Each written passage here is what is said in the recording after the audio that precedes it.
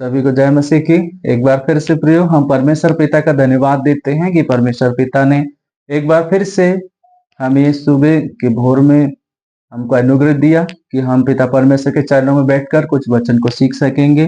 और प्रियो, हमने आज का पवित्र कलाम लिया है मरकुस उसका 7 अध्याय और 14 से 23 पद में हम प्रियो देखेंगे कि आज परमेश्वर का वचन प्रियो हमसे क्या बातें करना चाहता है।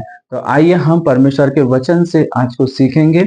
मरकुस उसका 7 अध्याय और 14 से 23 पद। तो हेडिंग में प्रियो यहाँ पे लिखा है, जैसे आप लोग भी देखे होंगे, कि मनुष्य को अशुद्ध करने वाली बातें। हम देखते हैं कि मनुष्य को कौन सी चीज अशुद्ध करती है ना। हम देख रहे हैं यहाँ पे लिखा है, तब उसने लोगों को अपने पास बुलाकर उनसे कहा, तुम सब मेरी सुनो ना और समझो। ऐसी कोई वस्तु नहीं जो मनुष्य में बाहर से समाकर उसे अशुद्ध करे, परंतु जो वस्तु मनुष्य के भीतर से निकलती है वही उसे अशुद्ध करती है ना। यदि किसी के सुनने के कान हो तो वो सुन ले। यानी यहाँ पर मनुष्य को अशुद्ध कौन सी चीजें करती है ना। हम सोचते हैं कि मनुष्य को अशुद्ध करने वाली चीजें क्या है।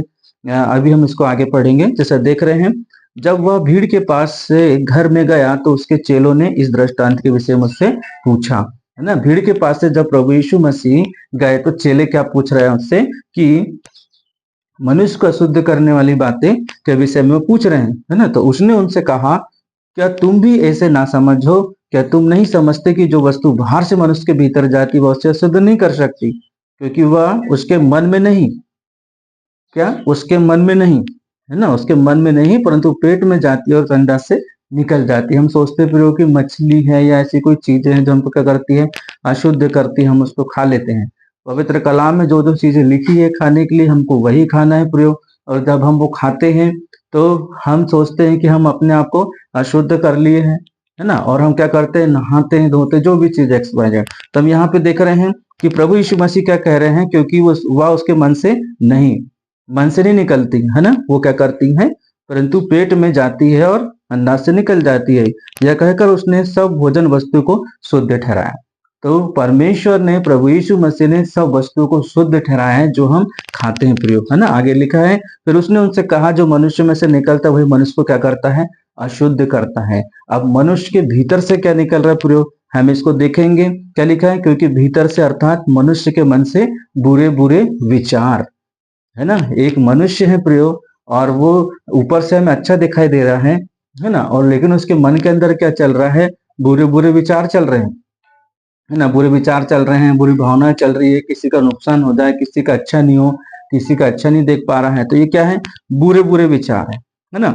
और हम देखते हैं व्यभिचार, है ना, चोरी, हत्या, परिस्त्रीगमन, लोभ, दुष्टता, छल, लुचपन, कुदृष्टि, निंदा, अभिमान और मूर्खता की बातें जो क्या करती है, निकलती है। मूर्खता की बातें क्या करती है, हमको आगे की ओर ले जाती है। जैसा हम देख रहे हैं यहाँ पे कि ये सब बुरी बातें भीतर ही से निकलती है और मनुष्य को क्या करती है, अशुद्ध करती है। तो हम किसी के पूरे मन को नहीं पढ़ सकते, क्योंकि हम जो हमारे मन में जो रहता है हम उसको मुख पे लाते हैं, है ना। हमारे मन में जो भरा रहता है हम उसको मुंह से बोल देते हैं, है ना। और यदि हम बोल नहीं पाते हैं तो क्या होता है, मन के अंदर यदि हम विचार हमारे पवित्र नहीं है, विचार हमारे शुद्ध नहीं है, तो वो क्या होते हैं, अशुद्ध करते हैं, हमारे आत्मिकता को अशुद्ध करते हैं। जो आत्मिक जीवन प्रयोग हम कहते हैं ना, कि पवित्र आत्मा का जीवन यदि हमारे अंदर है तो वो क्या होगा, कि वो अशुद्ध हो जाएगा। वो अशुद्धता, अशुद्ध आत्मा आ जाएगी, अर्थात वो आत्मा क्या करेगी,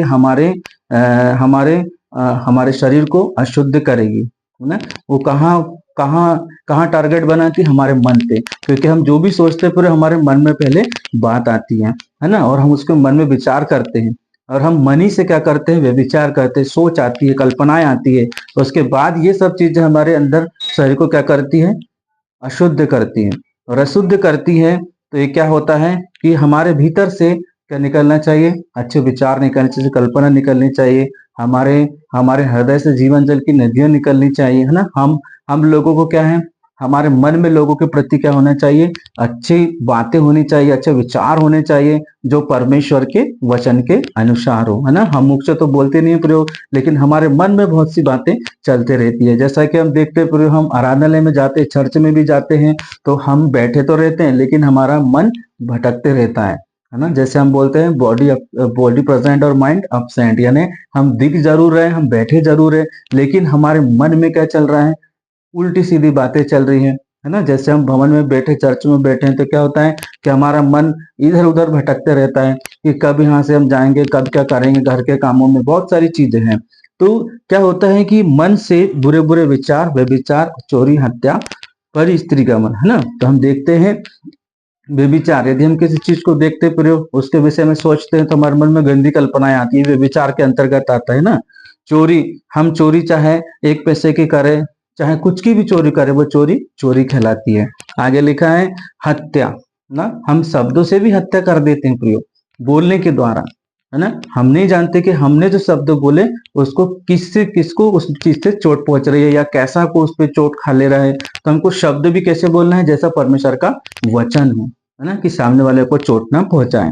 फिर आगे लिखा है परि स्त्री गमन, ये होता है लोभ प्रयोग, है ना। मन में हम विचारते हैं और क्या करते हैं, मन में विचारा हुआ हम जैसे ठान के रखते हैं, कल मुझे ऐसा करना है, कल मुझे वैसा करना है, कल मेरे ये काम है, तो हम पहले इसको क्या करते हैं, मन में लाते हैं, है ना। फिर उसको सोचते हैं, फिर वो काम करते हैं, है ना। तो लोभ, लोभ लोभ की बातें हम देखते हैं कि दुष्टता ना, किसी प्रकार का लालच, है ना, किसी प्रकार का लालच जो हमें क्या करता है, अशुद्ध करता है। क्योंकि लालच के कारण हम क्या करते हैं प्रयोग, लालच करते हैं, और लालच के कारण हम कुछ ऐसे कदम भी उठा लेते हैं जिससे कि हमको नुकसान हो सकता है ना। फिर दुष्टता, यानी हमारे मन में किसी के प्रति अच्छे विचार न होना, उसके प्रति हमें जेलिसी की भावना रखना है, उससे मतलब हम उसको सही दृष्टि से नहीं देख रहे हैं, या हम उसको मुंह पे अच्छा बोल रहे हैं, लेकिन उसके जाने के बाद पीठ पीछे हम उसका क्या कर रहे हैं, नाम रख रहे हैं, है ना। तो दुष्टता, छल, छल कैसा होता है, हमने हामी भर दी और फिर हम वापस क्या कर रहे हैं, बदल जा रहे हैं कि हमने नहीं बोला,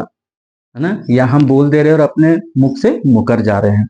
तो ये सब लुचपन, है ना, कुदृष्टि, किसी स्त्री की ओर हमें क्या करना है, जब हम उसे की ओर देख रहे हैं तो हमें दृष्टि हमारी अच्छी होनी चाहिए, हमारे मन विचार कैसे चाहिए, साफ सुथरे होने चाहिए, है ना।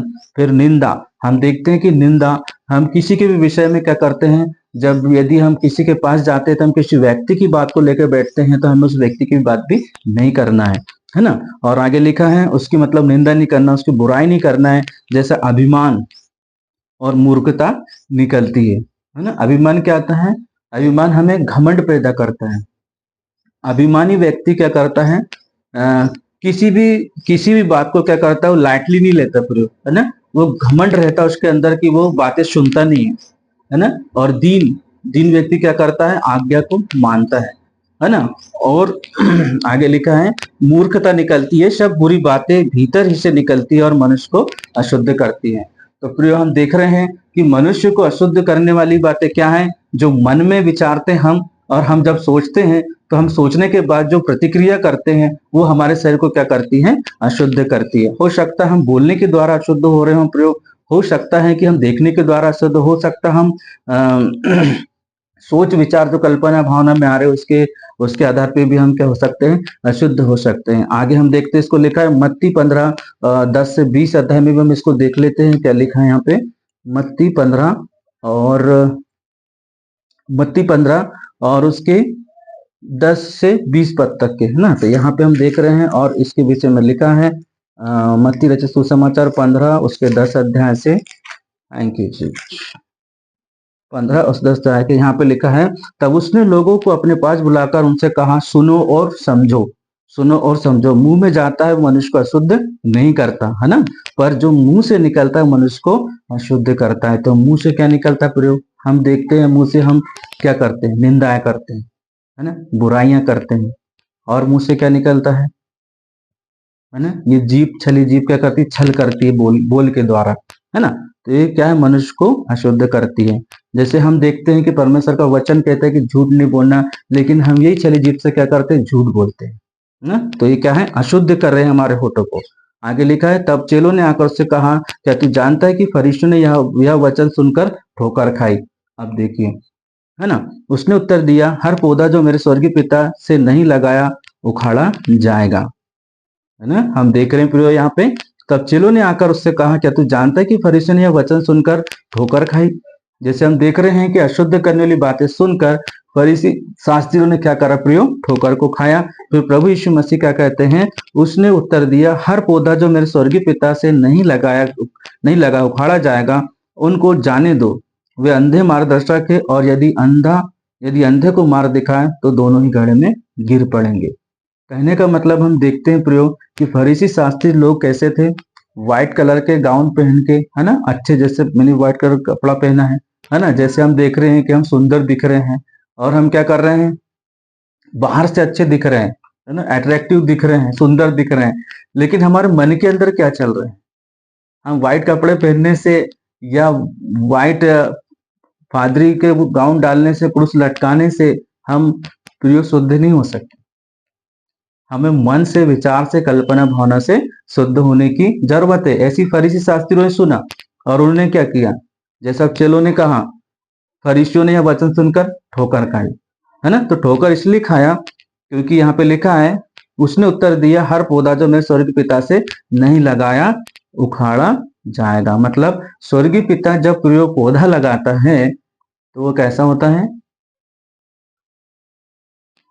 कैसा होता है, वो क्या होता है, पवित्र होता है ना, और शुद्ध होता है, निर्मल होता है ना, उसमें कपट नहीं होता, है ना। और हम देखते हैं कि प्रभु यीशु मसीह जो थे वो क्या थे, कैसे थे, जैसा प्रभु यीशु मसीह को वचन कहता है ना, तुम्हारा बुलाने वाला पवित्र है, तुम भी पवित्र बनो, है ना। तो हम देखते हैं कि उसने उत्तर दिया, हर पौधा जो मेरे स्वर्गीय पिता से नहीं लगाया गया। तो स्वर्गीय पिता से लगाया गया पौधा क्या होता है, पहले शुद्ध होता है, पवित्र होता है, और क्या करता है, सबको एक समान दृष्टि से देखता है। मन में वो क्या करता है, किसी के प्रति भरा बुरा नहीं कहता। हम देखते से प्रभु यीशु मसीह ने किन लोगों से संगति को रखा, लेकिन उसके पहले वो शुद्ध, पहले खुद पवित्र, खुद शुद्ध, और खुद क्या है, पवित्र आत्मा से परिपूर्ण हुए, जब जाके उनके अंदर ये विचार मन में आते हैं ना, वो पवित्र हुए।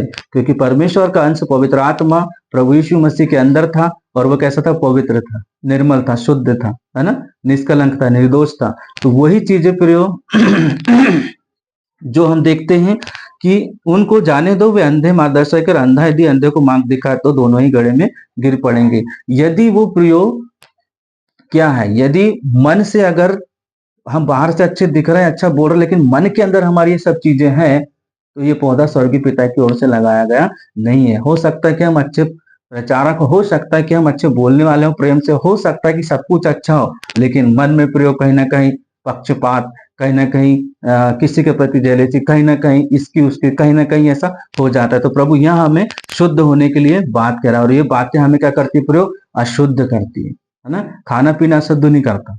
हालेलुया। तो हम धन्यवाद देते हैं पिता परमेश्वर का, आज के वचन के पढ़े जाने, कहे जाने, सुने जाने सबको आशीषमय करे।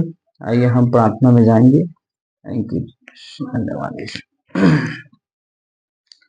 जीवित महान सर्वशक्तिमान पिता परमेश्वर, हम आपको धन्यवाद देते हैं आज के सुंदर कलाम के लिए। प्रभु सचमुच आपने हम सभी से बोला, बातचीत किया कि प्रभु मनुष्य को अशुद्ध करने वाली बातें कौन सी हैं।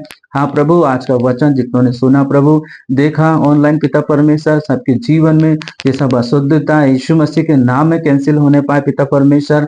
हम मनुष्य पिता पर हम नहीं पिता परमेश्वर, लेकिन आप पवित्र आत्मा जब हमारे अंदर आएंगे प्रभु, तो हमें आप बोलना सिखाएंगे पिता, हमें आदर करना सिखाएंगे पिता परमेश्वर, और आपके गुण स्वभाव रंग रूप को हमारे भीतरी मनुष्य तत्व को बदलने में सहायता मदद करेंगे खुदा।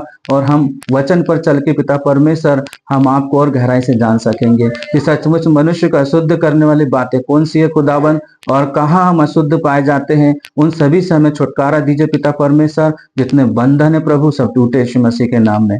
प्रभु हम धन्यवाद देते हैं, आज के वचन के द्वारा सभी को शोगुण आशीष फलवंत करें। और पिताजी हम धन्यवाद देते हैं, हम सभी के आत्मा दे प्राण पवित्र लहू से लगाते हैं, पैतलों से ढाप के दिन भर के लिए आगे का जीवन, आगे का समय आप ही के बलवंत जोरावर हाथों में सौंपते हुए छोटी सी विनती और प्रार्थना उद्धार करता प्रभु यीशु नासरी के नाम से मांग रहे हैं। स्वर्गराज बड़ी दया से सुनिए और कबूल कीजिए। आमीन आमीन आमीन। सभी को जय मसीह की, प्रभु आशीष दे।